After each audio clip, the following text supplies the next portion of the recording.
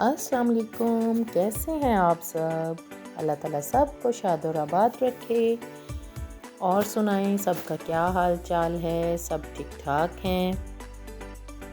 आज मैं बना रही हूँ इन दिस वीडियो, आप मेरी वीडियो में देखेंगे। वैसे तो मैं किसी दिन एक चीज़, किसी दिन दो चीज़ें भी बना लेती हूँ, और ज़्यादा हम लेविश किस्म के खाने नहीं खाते हर वक्त, क्योंकि मुरगन ग़िज़ाएँ खाने में तो चटखारेदार होती हैं। आपके मुंह को तो जायके भले लगते हैं, लेकिन आपके मैदे के लिए बिल्कुल भी अच्छी नहीं है। हमें एक हेल्दी और बैलेंस डाइट लेनी चाहिए, बैलेंस खाना खाना चाहिए, जिसमें हमें दाल, सब्ज़ी और गोश्त को मिक्स करके खाना चाहिए, और इनको बड़े हिसाब किताब और तवाज़ुन के साथ खाना चाहिए। किसी भी चीज़ का हद से ज़्यादा इस्तेमाल सेहत के लिए अच्छा नहीं होता। आपने सुना ही होगा मुहावरा, excess of everything is bad. कसरत किसी भी चीज़ की हो वो बुरी ही होती है।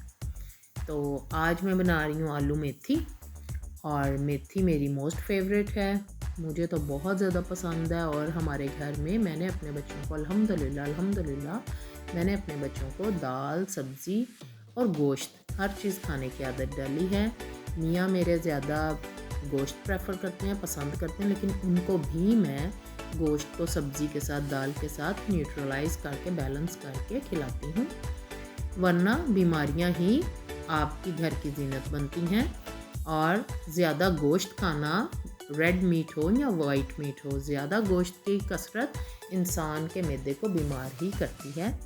तो मैंने अपनी और अपने बच्चों की मोस्ट फेवरेट सब्ज़ी आलू मेथी बना रही हूँ। मुझे तो बहुत पसंद है। सर्दियों में वैसे भी लीफ़ी ग्रीन्स इतनी ज़्यादा आती हैं, अल्लाह ताला का शुक्र है। और जिस सीज़न में जो अल्लाह ताला ने सब्ज़ी बनाई है, तो समझें कि उस सीज़न में उस सब्ज़ी को हमें ज़्यादा इस्तेमाल करना चाहिए, क्योंकि अल्लाह ताला ने मौसम के हिसाब से ही फल और सब्ज़ियाँ बनाए हैं, जो हमारी बॉडी के लिए रिक्वायर्ड होते हैं।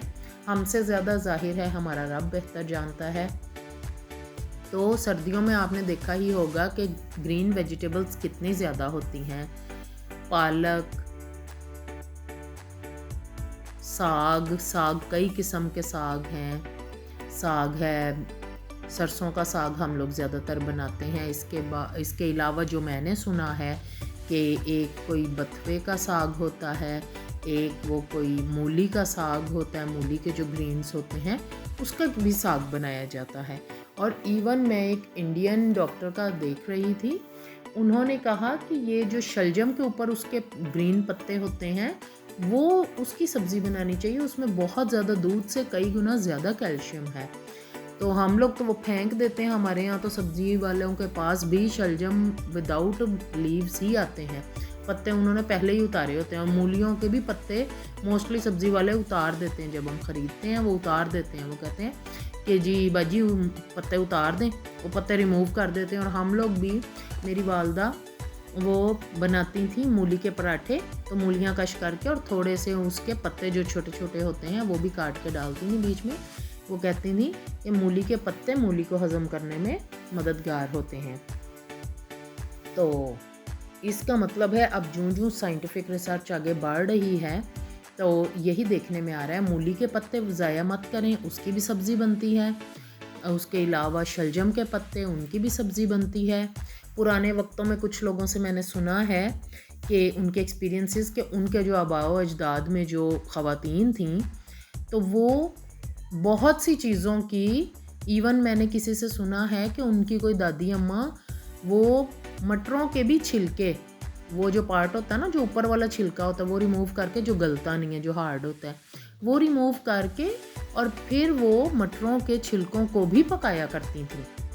और क्योंकि छिलकों में, सब्ज़ी से ज़्यादा कहते हैं उसके छिलकों में ग़िज़ाइयत होती, फ्रूट्स में उनके छिलकों में भी बहुत ज़्यादा न्यूट्रिएंट्स हैं। अब देखें जो आ रही है कि जी ये बीज खाएं, न्यू रिसर्च आ रही है कि पम्पकिन सीड्स, कद्दू के बीज आपके लिए इतने ज़्यादा हेल्पफुल हैं, आपकी बॉडी के लिए, उनमें इतने ज़्यादा न्यूट्रिएंट्स हैं कि जो फेंक देते हैं हम लोग, उसमें उनका बहुत ज़्यादा अल्लाह ताला ने उनमें ग़िज़ाइयत इन चीज़ों में रखी हुई है। खरबूजे के बीजों को कहा जाता है कि ये चार मगज़ हैं, तो चार मगज़ या चार मगज़ कहा जाता है। तो उनमें इतनी ज़्यादा ताकत है। हम छोटे होते थे तो हमारी अम्मी उनको वॉश करके खरबूजे के बीजों को और वो सुखा के धूप में उनकी वो जो जेली पार्टिकल्स होते थे वो रिमूव करके और फिर उसको धूप में खुश्क करके हमने छत पे रखा ना, और जब खुश्क हो जाते थे तो फिर हम छील छील के तो एक स्नैक के तौर पे जिस वक्त होमवर्क कर रहे होते थे या स्कूल में लंच ब्रेक में, तो वो भी चीज़ें स्पेशली इन द इवनिंग हम उसको स्नैक के तौर पे होमवर्क करते हुए खाया करते थे। और वो चीज़ें बच्चों की नज़र के लिए, बच्चों के दिमाग के लिए, आईक्यू लेवल बिल्ड करने के लिए चीज़ें बहुत ज़्यादा बेनिफिशियल थी, जो कि अब मादूम हो गई हैं। ये प्रैक्टिसेस अब ख़त्म हो गई। अब बच्चे लेज़ का पैकेट खोलते हैं और स्टडी के साथ लेज़ खा रहे हैं या ये इसी तरह के अदर स्नैक्स खा रहे हैं। मैं तो प्रेफर करती हूँ बच्चों को घर पर ही फ्राइज़ बना देती हूँ फ्रेश पोटैटो के साथ। ताज़े आलू ज़ाहिर है ख़ुद काटें, ख़ुद पकाएं, उसमें ज़ाहिर है वो नुकसानदेह नहीं होते बच्चों के लिए, दिल तो सब बच्चों का करता है। तो इस माहौल में भी हम चाहें तो अपने बच्चों को थोड़ी सी एफर्ट करके हेल्दी रख सकते हैं। और ये मैं बना रही हूँ आलू मेथी, साथ साथ चल रही है। मेथी को धोना, काटना और धोना मेन पार्ट इसका यही होता है। इसको पकाना तो आसान है, बाकी इसकी कटिंग और वॉशिंग का बड़ा काम होता है। साग हो, मेथी हो, पालक हो, तो आप बताएं आप कौन कौन से साग बनाते हैं। हमारे घर तो बनता तो सिर्फ सरसों का साग ही है, लेकिन मैंने और भी बहुत सी ये साग की अब बातें सुनी हैं कि बहुत ज़्यादा जो बेनिफिशियल हैं, तो मैंने अब सोचा तो है इंशाल्लाह मैं भी अब वो ना अदर साग भी जो है ना दूसरे किस्म के भी, वो भी सब ट्राई ज़रूर करूँगी और इंशाल्लाह उनको भी अपने घर में इंट्रोड्यूस करवाऊँगी और पका के देखूँगी कि उनका कैसा जायका बनता है। ये तो ज़ाहिर है पकाने से ही पता चलता है ना। और ये मैंने ज़्यादा ही बनाया था सालन, क्योंकि मेरे हस्बैंड कह रहे थे कि भाई ज़्यादा बनाना, तुम कम बनाती हो, बार बार मेहनत करनी पड़ती, तो बंदा चलो 2-3 टाइम खाता तो है और फिर एंड पे जो बच जाएगी 2 टाइम हम इसको खाएंगे रोटियों के साथ, और फिर जब बच जाएगी तो इसको मैं मैश करके और फिर इसका एंड ये होगा कि हम इसके मेथी वाले, आलू मेथी वाले पराठे बना के खाएंगे और फिर ये चटपट हो जाएगी। और हमें तो सबको बहुत पसंद है। आप अपना एक्सपीरियंस शेयर कीजिएगा। इसमें मेथी में मेरे 2 तरीक़ाकार हैं। एक तो फ्रेश मेथी में तो डालने की ज़रूरत नहीं, इसमें सिर्फ नमक, मिर्च, हल्दी डालें आप। ज़्यादा से ज़्यादा आप हल्का सा ये धनिया पाउडर भी ऐड कर सकते हैं, वैसे ना भी ऐड करें तो कोई फ़र्क नहीं पड़ता इसके टेस्ट पर।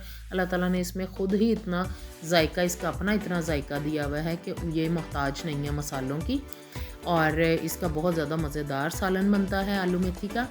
और अगर सम टाइम कड़वी होती है मेथी, जैसे कि मेरे हस्बैंड बहुत नखरे करते हैं कड़वी चीज़ों पर, तो फिर मैं क्या करती हूँ कि जब आपकी पक जाती है ना, तो आप एंड पे अगर इसमें थोड़ा सा मिल्क ऐड करें ना, ऐसे 2 चम्मच के करीब ही कर दें, 2-3 चम्मच मिल्क के ऐड कर दें, तो आपका इतना मज़े का वो बनेगा, बहुत ही मज़ेदार। वो मेथी, उसकी कड़वाहट बिल्कुल ख़त्म हो जाएगी। वैसे मेरी अम्मी कहा करती थी कि दूध इसलिए थोड़ा सा डाल लेते हैं, मेथी गर्म होती है, तो इससे फिर इसकी ना तासीर मॉडरेट हो जाती है। तो आप ये एक्सपीरियंस अपना भी मेरे से शेयर ज़रूर कीजिएगा कि वाकई आपकी अम्मी कैसे बनाती हैं, आप लोग कैसे बनाती हैं, घरों में कैसे बनती हैं। इसी तरह ही बनती, मोस्टली सिंपल तरीके से ही बनती है, क्या करते हैं।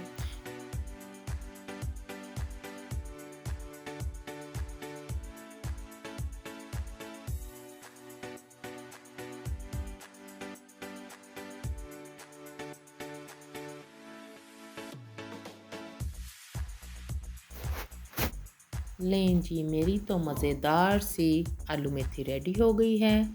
I hope so you like this video, my recipe, और मिलते हैं अगली वीडियो में। अल्लाह हाफिज़।